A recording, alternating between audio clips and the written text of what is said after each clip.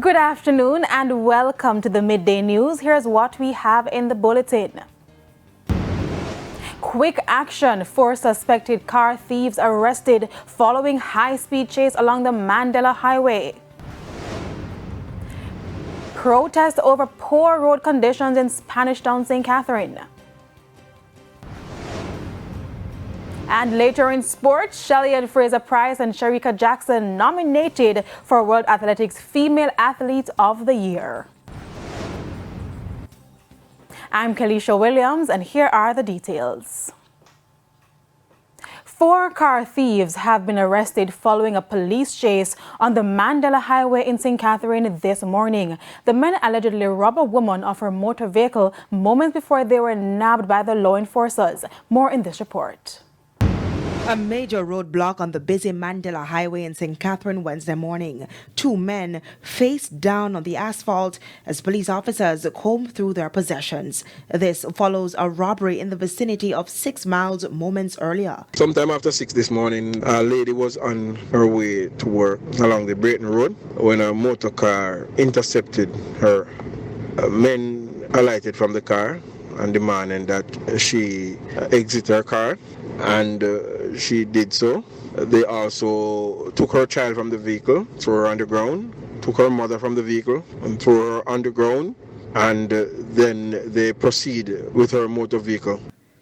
He says that's when the police were alerted and a car chase ensued. The cops intercepted 2 cars with the suspected robbers and accomplices. Both vehicles were seized. Commanding officer for the St. Andrews South Division, Senior Superintendent Kirk Ricketts, says 2 of the men arrested are well known to the police.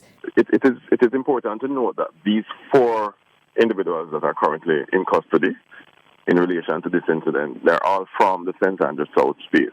3 of them are from Whitfield Town, 1 from Mandela Town. At least 2 of them are well known to the police. The one from Mandela Town is known to be a violence producer in that space, as well as one of the 3 from the Whitfield Town space was just released Sunday night from the Duane Park lockups.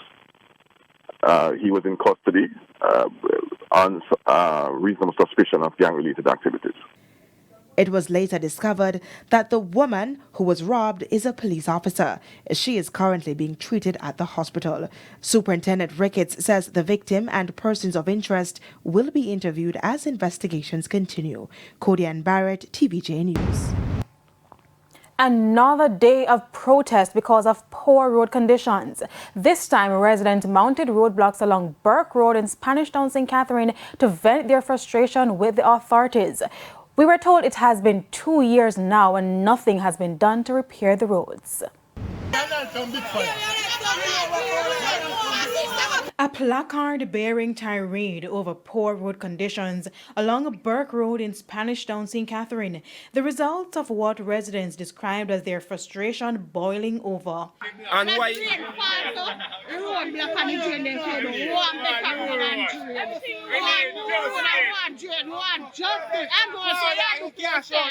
Residents and business owners alike lament how potholes like these have been making their lives difficult. The condition of this road is unbearable. If you come by my place, you're not able to come inside, almost. There's a crater in front of my office. I've made several attempts. I've spoken to the mayor, and he had informed me that the road is belonging to the MWA, and there's nothing he could do.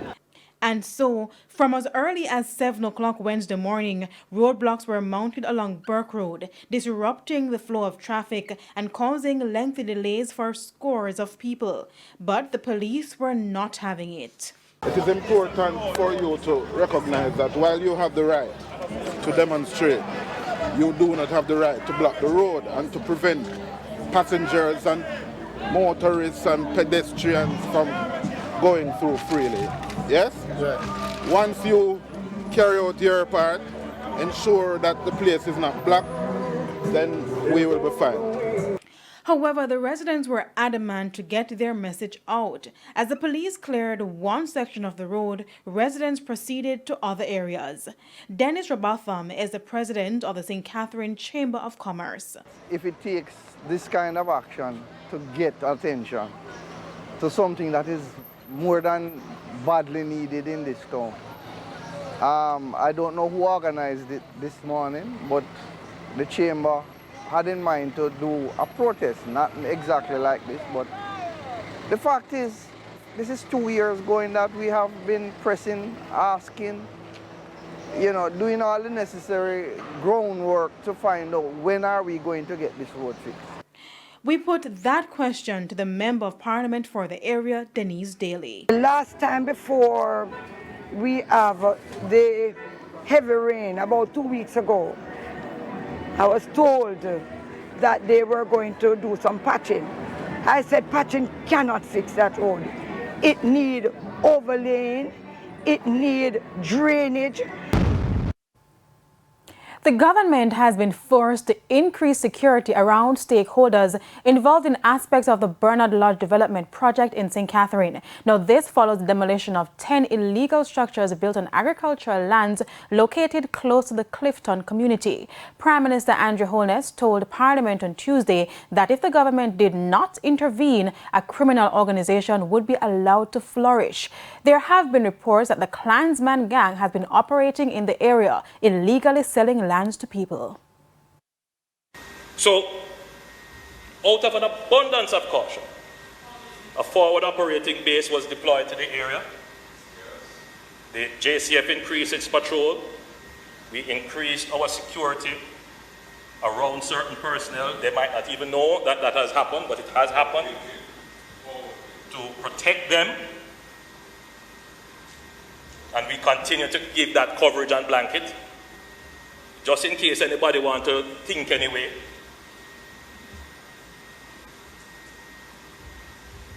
And we are constantly monitoring that gang and that area. The major organized crime and anti-corruption agency and the counter-terrorism and organized crime branches of the police are probing reports of the fraudulent sale of lands. In the meantime, the government is considering changing the law to better protect certain categories of land which are not deemed crown lands. Persons seeking to acquire crown lands must prove a minimum 60 years of undisturbed and exclusive possession to qualify for a registered title. For private lands and some categories of government lands, this period is 12 years. Prime Minister Andrew Holness wants the 12-year period to be increased. Currently, Madam Speaker, not all state-owned land is crown land. So under the Limitation Act, crown land is protected by 60 years before you can take adverse possession of the land. Now, I want to be clear. The provision of the law for adverse possession is an important provision in the law. We're not seeking to take that out. But for state-owned land, which is not crown land, which is treated the same as private land, given the imperatives that we face, we need to increase the protection. One man is dead, a woman in hospital with chop wounds, and her former partner facing murder charges after another case of intimate partner violence in St. Anne. It's understood that the woman's ex-partner attacked the two in what some believe was a rage of jealousy. Yellow tape drawn and a small crowd gathered at Lot 172 Lidford Close Bellier Housing Scheme in St. Anne on Tuesday. The cause? An act of savagery by a woman's ex-lover. It's understood that 29-year-old O'Shane Nevins used a machete to chop his ex-lover and her current boyfriend several times. Both victims were taken to hospital where the boyfriend, who has been identified as Kedrick Dixon, was pronounced dead. The woman has been admitted. According to reports, Mr. Nevins, an ice cream vendor of Higgins Land and Minnard Hill in the parish, had an intimate relationship which came to an end. Since then, the woman had moved on to another relationship. However, on Tuesday, Mr. Nevins saw his ex-lover with Mr. Dixon, and that's when he used a machete to inflict wounds to them both. This brings to 48 the number of murders in the parish since the start of the year, a 7% increase. In his latest press briefing, Police Commissioner Major General Anthony Anderson raised concern about the increasing number of cases of intimate partner violence. Over 15% of the murders committed so far this year are attributed to poorly managed interpersonal conflict. The pandemic of interpersonal violence is a public health matter, and it is infecting and affecting several demographics in our society, including our children. I said it at the last press briefing, and I will say it again. We must teach our children to deal with these conflicts. In the meantime, despite the increase in murders in the Garden Parish of St. Anne, head of the Area 2 Police, SSP Dwight Powell, believes things can still turn around. St. Anne is on the right trajectory to reduce crime and violence for this year. So in terms of homicide, we are seeing some 47 murders in St. Anne.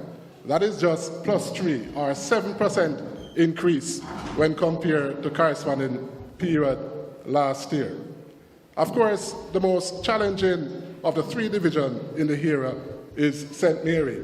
So St. Mary at this time stand at 33 murders, which is just 12 up from last year. And in fact, St. Mary started the year very bad this year, but we continue to gain some good grounds.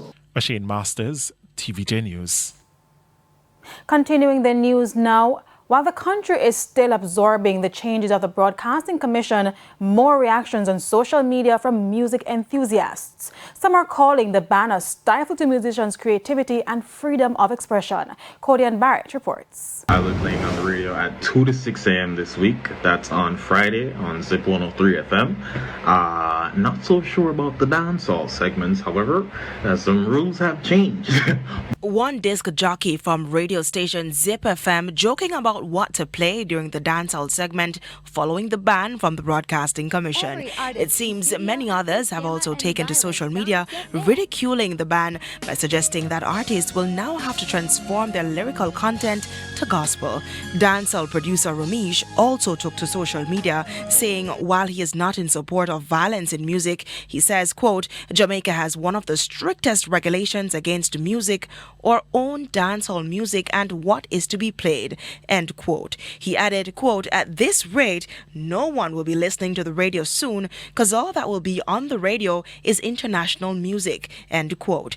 But the executive director of the Broadcasting Commission, Cordell Green, insists that the move is not a direct hit to artists. He noted that Jamaica is ranked among the top 10 countries for freedom of expression. The purveyors, the gatekeepers, they have a responsibility that has nothing to do with what goes on in a studio or what motivates an artist. There are artists who will tell you that they have created their art for certain spaces and places. From all indications, since the ban was imposed on Tuesday, DJs across various licensed broadcasting platforms have so far managed to abide by the rule while still providing consistent content.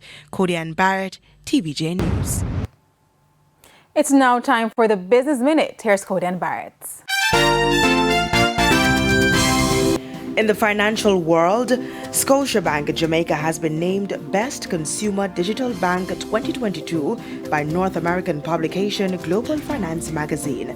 The bank was officially recognized at the 2022 World's Best Digital Bank Awards ceremony last month in Dubai. Editors of Global Finance selected the finalist based on an evaluation of all entrants by a world-class panel of judges from Infosys, a global leader in consulting, technology, and outsourcing. The winner selection process was based on various criteria, including strength of strategy for attracting and servicing digital customers. Palace Amusement Company tickets sales have climbed back to around half of their pre-pandemic peak levels. Net losses at $261 million at year-ended June was an improvement on the $383 million that the company bled in the previous year. Revenue rose sixfold from $105 million to $649 million. At their low point in 2021, revenue had fallen to $1 1/10 of the pre-pandemic turnover of $1.1 billion. That's it for the Business Minute. I'm Cody Ann Barrett. And here's a preview of what's coming up in this evening's Health Report. In this evening's Health Report, we'll look at oral cancer. They start to grow in a manner that is abnormal. And so the unchecked growth is what is characteristic of cancer in all parts of the body, including the mouth. That's a Health Report in Primetime News at 7. And now for today's healthy living tip. Stop using tobacco or don't start. Drink alcohol only in moderation, if at all. Avoid excessive sun exposure to your lips and see your dentist regularly. It's now time for the top regional and international stories. Here's Sandy Williams. In the region, the Bahamas government has announced an increase in the minimum wage, as well as placing 38 new items under price control. This comes amid efforts to diversify the local economy that is dependent on the tourism sector. Prime Minister Philip Davis explained that this means the government will now limit the wholesale and retail markup on items. Davis says while many Bahamians have achieved remarkable success, this new measure should help thousands more. On the international scene, French lawmakers are warning they might step in to end the blockade on gas refineries as the workers' strike enters its fourth week. Long lines at gas pumps have become common in France.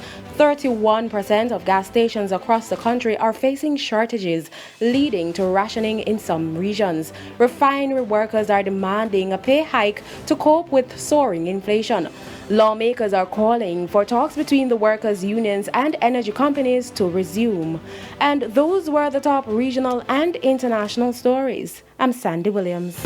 And that's the Midday News. I'm Kalisha Williams. Join us at 7 for Primetime News. On behalf of the news, sports, and production teams, good afternoon.